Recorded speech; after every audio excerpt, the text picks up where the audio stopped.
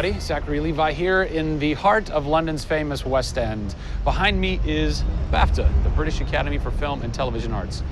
Why are we here? Excellent question. For starters, Tomb Raider, the series, has garnered a lot of love and accolade from BAFTA over the years. Some of the key players on Crystal's dev team are BAFTA LA members.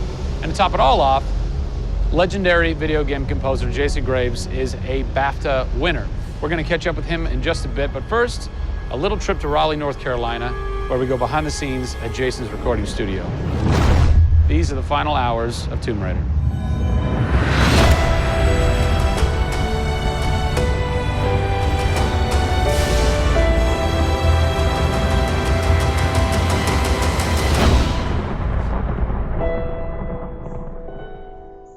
First thing we did was the theme. There have been many composers in the games or the films, but they've always used the original theme. They said, we want to start with a clean slate, new theme. I did it on piano, very simple. I was really scared just to send it because I'm like, I don't know, I think this really works, I think I like it. We ended up taking that exact theme. The first demo I sent was on the first trailer. That exact same arrangement.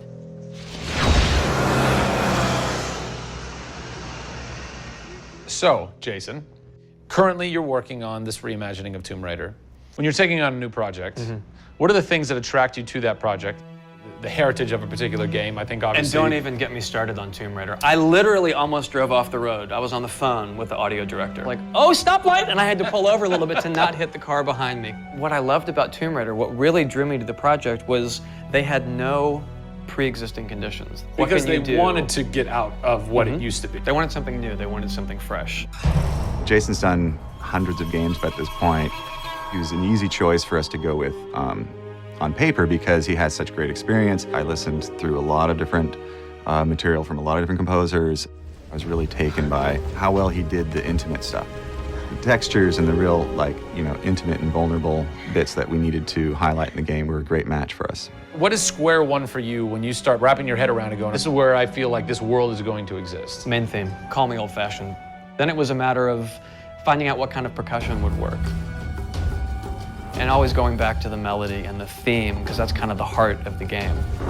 The most signature thing that we need to get right is Lara's theme. One of our big goals was that it can be used in any emotional context. What does it sound like? High action.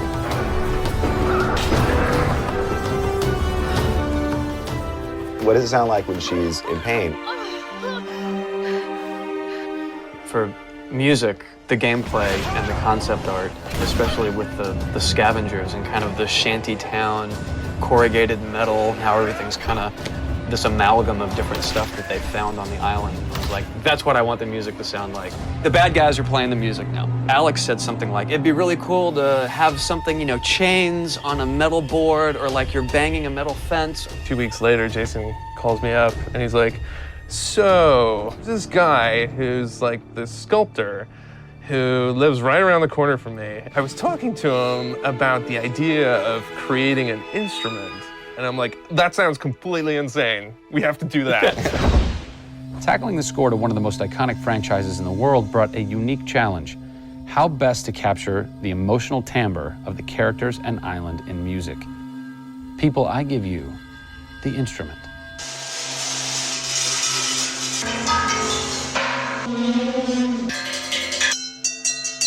The instrument. I was going to let Matt determine the aesthetics. I was really only concerned about the sound that the sculpture was going to make. Matt built this, which looks pretty much exactly like Laura's original homemade bow in the game. There's different timbres based on different materials, metal, glass. It's a direct line from the plot, the characters, the story, the environment, straight to the sculpture. We always wanted the island to have that character in itself. Creating an instrument gave it this unique identity. It's got a voice. Yeah. The very beginning of the game is nothing but the instrument.